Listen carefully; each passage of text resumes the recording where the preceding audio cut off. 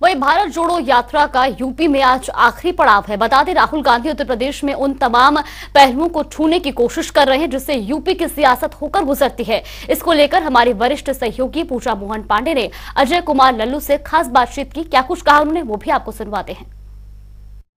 यात्रा का आखिरी दिन है और आखिरी पड़ाव की तरफ आगे बढ़ती हुई यात्रा राहुल गांधी लगातार पश्चिम में उन तमाम मर्मों को छूने की कोशिश कर रहे हैं जो पूरे उत्तर प्रदेश से जुड़े हुए हैं। फिर चाहे वो युवा खिलाड़ी हो या फिर किसान नेता, सभी का साथ मिल रहा है, सभी का आशीर्वाद भी मिल रहा है।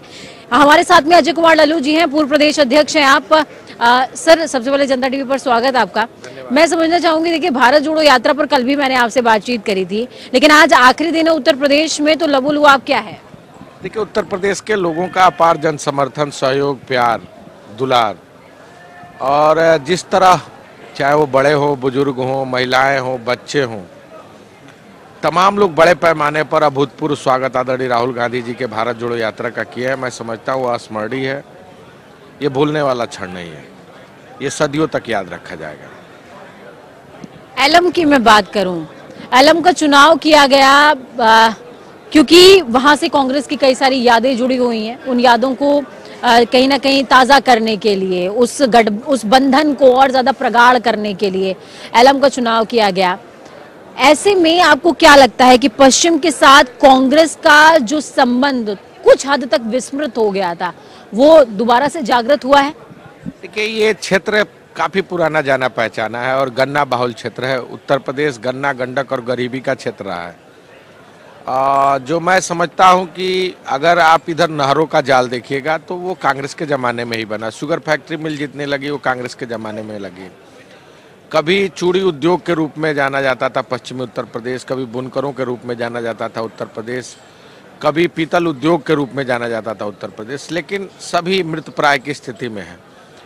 जो ऐसा कोई पश्चिमी उत्तर प्रदेश का गाँव नहीं है जहाँ पंडित जवाहरलाल नेहरू न गए हों, जहाँ इंदिरा जी न गई हों, और लोगों का आना जाना, चाहे राजीव जी रहे।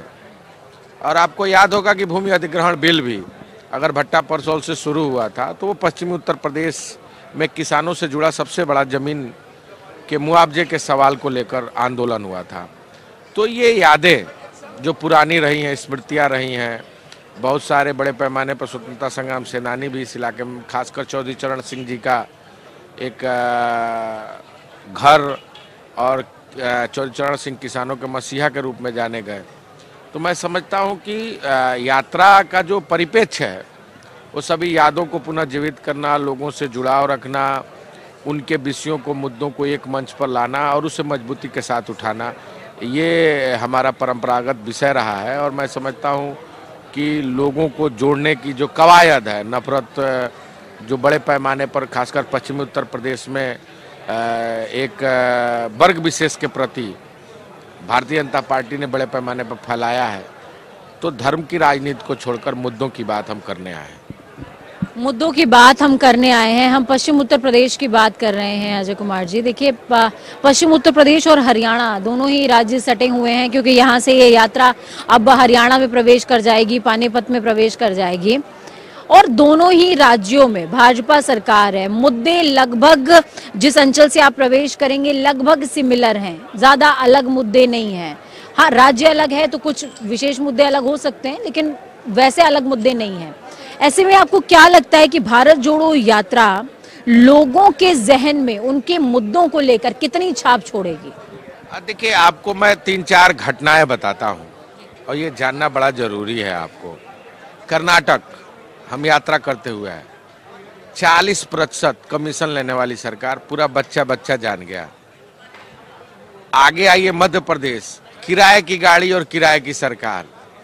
आपको ज्ञात होगा कि वहाँ के आईपीएस और आईएएस वो दोनों किराए की गाड़ी पर चलते हैं। जहाँ 20 साल से भारतीय जनता पार्टी की सरकार, 1.5 सालों का मौका कांग्रेस पार्टी को मिला और आज पुनः किसान वहाँ आत्महत्या करने विवश। तो जो किराए की सरकार, मैं इसलिए कह रहा हूं कि खरीदी हुई सरकार है, उनकी बनाई हुई सरकार नहीं है। जनता का जो जनादेश है वो नहीं है।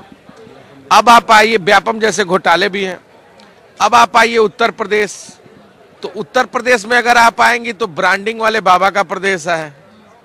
ब्रांडिंग में इतने मशगूल है हमारे बाबा कि अभी बंबई में शूटिंग करने गए हुए हैं।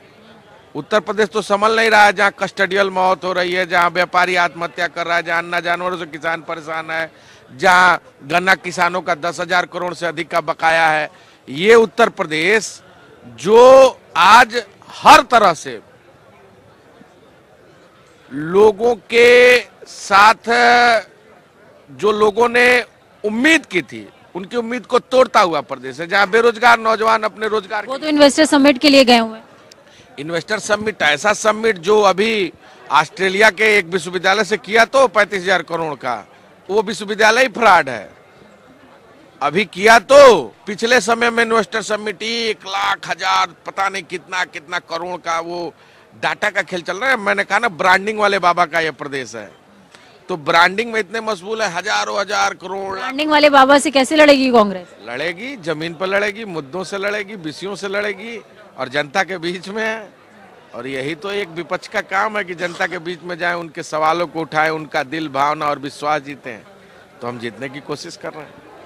अजय कुमार लल्लू को सुन रहे थे आप। साफ तौर पर कहते नजर आए हैं कि जनता के बीच में जाएंगे, जनता के दिलों को जीतने की कोशिश है, क्योंकि हमारा मानना है कि दिल में उतरे तो जहन में उतर जाएंगे, और जहन में उतरे तो दिमाग में चढ़ जाएंगे, और जब दिमाग में चढ़ेंगे तो परिणाम भी बदल जाएंगे। कैमरा पर्सन आकाश के साथ मैं पूजा मोहन पांडे, शामली।